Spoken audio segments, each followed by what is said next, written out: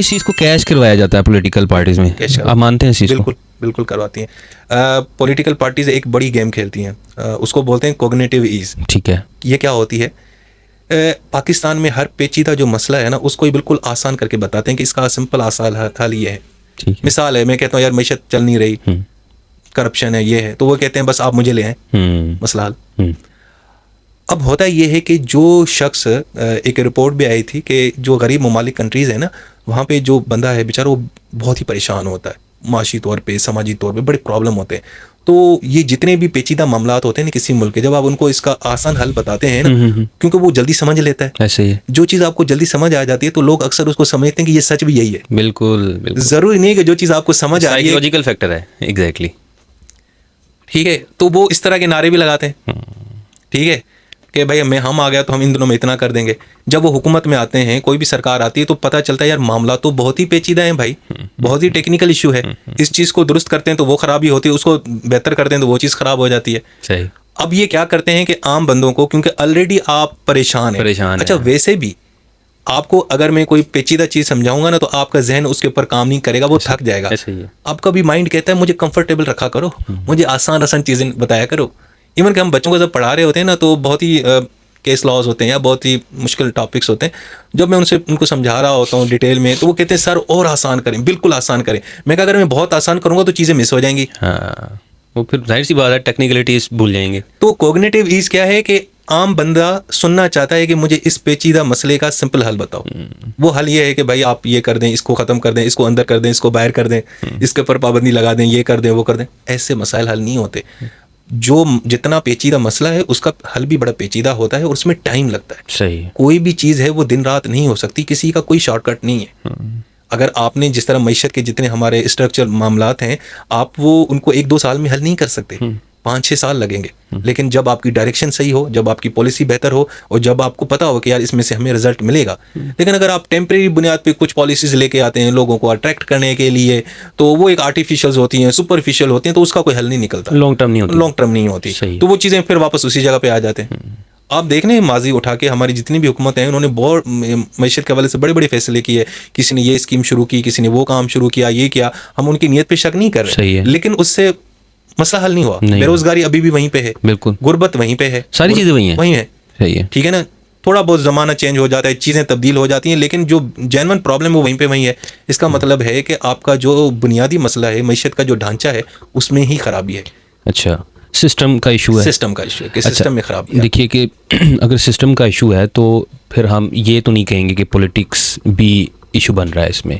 अच्छा, political parties जो हैं पिछले 80 साल में बहुत सी आई हैं, अलग अलग आई हैं, 5-5 साल के 4-4 साल आती रही हैं। तो फिर हम ये कैसे तयन कर सकते हैं कि वो उनका प्रॉब्लम नहीं है, सिस्टम का इशू है? अगर सिस्टम ठीक है तो वो ठीक है, या वो ख़राब है तो सिस्टम ठीक है? देखें, पॉलिटिकल पार्टी तो सिस्टम बनाती हैं, ठीक है, सिस्टम का हिस्सा भी बनते हैं, सिस्टम बनाती भी हैं। मसला ये है कि हमारे यहाँ शुरू से जब से पाकिस्तान बना है कि जो एक स्टेबिलिटी का फैक्टर है वो मिसिंग रहा है हमेशा। हर कोई भी यहाँ पे शख्स आता है उसको हमेशा एक ख़तरा होता है कि यार ये चीज़ ये ना हो जाए। मैं सिर्फ पॉलिटिशियन की बात नहीं कर रहा, मैं हर उस इदारे की बात कर रहा हूँ, क्योंकि जब ये पाकिस्तान बना था तो पाकिस्तान को पहले दिन से खतरा था अपने पड़ोसी मुल्क से। हमारे पास फौज नहीं थी, हमारे पास वसाइल नहीं थे, कॉन्स्टिट्यूशन नहीं था, और बड़े मामला थे, और एक नया मुल्क था। ऐसे ही एक मतलब हमने बिल्कुल जीरो से स्टार्ट किया, वसाइल नहीं थे, आइन कैसे बनेगा उसमें 9 साल लग गए, ठीक है ना। 3 किस तरह मुल्क चलेगा वो मसला आता है, लैंग्वेज क्या होगी आपकी, वो इशू हो गया। ऊपर से हमारा जो दूसरा हिस्सा था हमारा बांग्लादेश, उसको किस तरह लेके चलना है। फिर यहाँ पे जो ऑलरेडी सूबे थे उनका अपना कल्चर, उनकी अपनी आइडेंटिटी, यानी बहुत सारे मामला थे हमारे। तो उसी दिन से लेकर हम अभी तक उन चीज़ों में उलझे हुए हैं। बिल्कुल सही है। तो आज तक वो स्टेबिलिटी मिसिंग रही है। अब जब स्टेबिलिटी नहीं रहती ना, जब बुनियादी चीज़ें आपकी बेहतर नहीं रहती, तो क्या होता है कि जो भी सियासी जमात आती है वो सिर्फ 5 साल का एक प्लान बनाती है। बिल्कुल सही है। वो यानी कि उस चीज़ को हल नहीं करती। वो कहती यार ये पेचीदा मसला, इसमें टाइम लगेगा, और पता नहीं मैं 5 साल होंगे हमारी हुकूमत होगी कि भी नहीं होगी, 10 साल होगी, 20 साल, मतलब पता नहीं है ना आपको खतरा भी है। क्योंकि हमारे यहाँ जाहिर बात एक्सटर्नल फैक्टर्स भी बहुत हैं, बिल्कुल, हमारे दुश्मन भी बड़े हैं बॉर्डर्स के ऊपर। ये सारी चीज़ें लेके तो यहाँ पे सियासी जमातें हमेशा उनकी जो पॉलिसी रही है वो बड़ी टेम्परेरी रही है, बड़ी शैलो किस्म की रही है। सही है। 4 साल 3 साल, ठीक है, यानी बस अपना काम निकालें, जब इलेक्शन होगा फिर देखी जाएगी। किसी ने ये नहीं कहा कि नहीं यार मिल के अब बैठते हैं और इसका कोई एक हल निकालते हैं ताकि चीज़ें हों। तो होता ये है कि इसके लिए होना ये चाहिए था कि सारी सियासी जमातें एक दफ़ा जमा हों, कम से कम पाकिस्तान का जो ये फंडामेंटल इश्यूज़ हैं आप इधर से तो निकलें, एक दफ़ा ये एक नॉर्मल कंट्री तो बन जाए। हम नॉर्मल तो यानी देखें ना, आपका घर जो है ना, आपके घर में मतलब आपका घर में कमाई का बड़ा इशू है, पैसों का बड़ा इशू है, ऐसा ही है, आप कमा कुछ नहीं रहे, खर्चे बहुत हैं। अब ये कोई नॉर्मल घर या नॉर्मल कंट्री तो नहीं रहा। आप पहले इस चीज़ को हल करें, उसके बाद फिर आप सियासत करें, जो चीज़ आप करें, अपनी पॉलिसीज़ लेके आएँ, जो भी करें, कम से कम इसको तो निकलें, क्योंकि आज भी हमारे ऊपर तलवार लटक रही होती है कहीं डिफॉल्ट ना हो जाए हमारा मुल्क। समझे? बिल्कुल। IMF के पास हमें क्यों जाना पड़ रहा है? ये जो फंडामेंटल्स है ना, एक दफ़ा इसको दुरुस्त कर लें, उसके बाद फिर आप चीज़ कर लें। लेकिन जारी बात है, इनमें लगता है टाइम, ये टाइम लगेगा, 10 साल 20 साल की पॉलिसीज़ बनेंगी। तो मेरा तो यही है कि यार आप एक दफ़ा बैठ के कम से कम ये जो फंडामेंटल इशूज़ हैं इनको तो हल कर लें, फिर बाद में देखी जाएगी सियासत कर ले।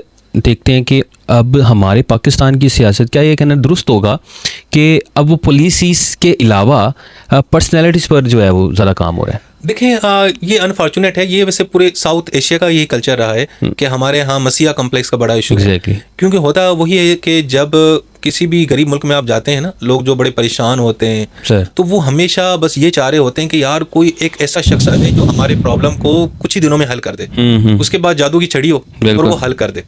तो आम गरीब बंदा या वो जो लोग प्रॉब्लम से तंग हैं वो क्या करते हैं, बाकी इन टेक्निकल चीज़ों में नहीं जाते, वो चाहते हैं कि यार कोई एक शख्स मिले।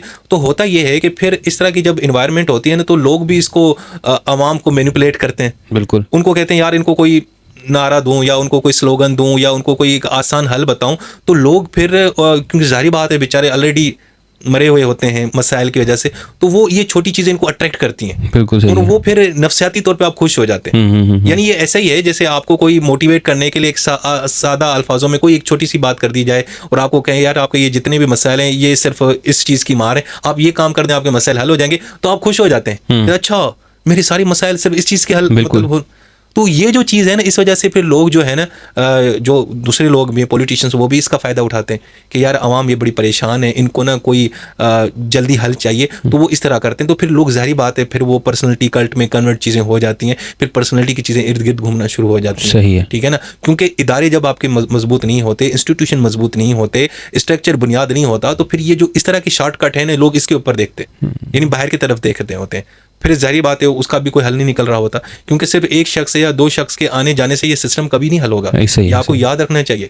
ये मुल्क जो है ना, इसमें मामला इतने पेचीदा और आप समझें कि इतनी डाइवर्सिटी आ चुकी है मसाइल की, तो इनको हल करने के लिए भी आपको उस तरीके से ही मेहनत करनी पड़ेगी। ऐसा हो ही नहीं सकता कि एक दो शख्स के आने जाने से, किसी एक हुकूमत को रखने से ऐसा नहीं होगा। आपको मिल के बैठना पड़ेगा, क्योंकि ये मुल्क बड़ा डाइवर्स है। यहाँ पे मुख्तलिफ किस्म के लोग रहते हैं, लैंग्वेज वाले, मज़हब वाले, ठीक है, सबके अपने अपने इशूज़ हैं, सबका अपना अपना कल्चर है। तो इसके लिए जमहूरियत ही बड़ी अच्छी सी चीज़ है, और उसमें आपने कंसेंसस के साथ नीचे वाले लोगों को लेके सबको मिला बिठा के एक जगह पे फिर ही आप प्रॉब्लम्स को हल कर सकते हैं और इन चीज़ों से निकल सकते हैं। तो क्या ये सियासी पोलराइजेशन हमारे सियासी इदारों को, रियासती इदारों को और हमारे मुआशरे पे बहुत बुरा असर डाल रही है? बहुत बुरा असर डाल रही है। पॉलिटिकल पोलराइजेशन की वजह से क्या हो रहा है कि ऑलरेडी माशी मसाइल बड़े हैं, तो लोग जो है ना, जो पहले यानी कि क्या कहते हैं इख्तिलाफ राय रखते थे, अब वो मुखालिफ बन चुके हैं। ऐसा ही है, ठीक है ना। पहले जब सिर्फ आपको एक एतराज़ हुआ करता था, अब वो एतराज़ दुश्मनी में कन्वर्ट पर्सनल इश्यूज़ हो चुके हैं, सियासत पर्सनल हो चुकी है। ठीक है, पहले जो एक नज़रियाती मामलात होते थे, अब नज़रियाती चीज़ें नहीं रही। तो ज़ाहिर बात है जब पॉलिटिकल पोलराइजेशन बढ़ती है तो इदारों के ऊपर भी बातें की जाती हैं, हमले किए जाते हैं, और जो हमारे इंस्टीट्यूशन हैं उनके ऊपर भी एतराज़ उठाया जाता है, तो वो भी अफेक्ट होते हैं। वो भी तो इससे माशरे का ही हिस्सा है ना, वो भी तो हमें से ही है ना। तो ये जो पॉलिटिकल पोलराइजेशन है ये हर चीज़ को ख़राब करती है।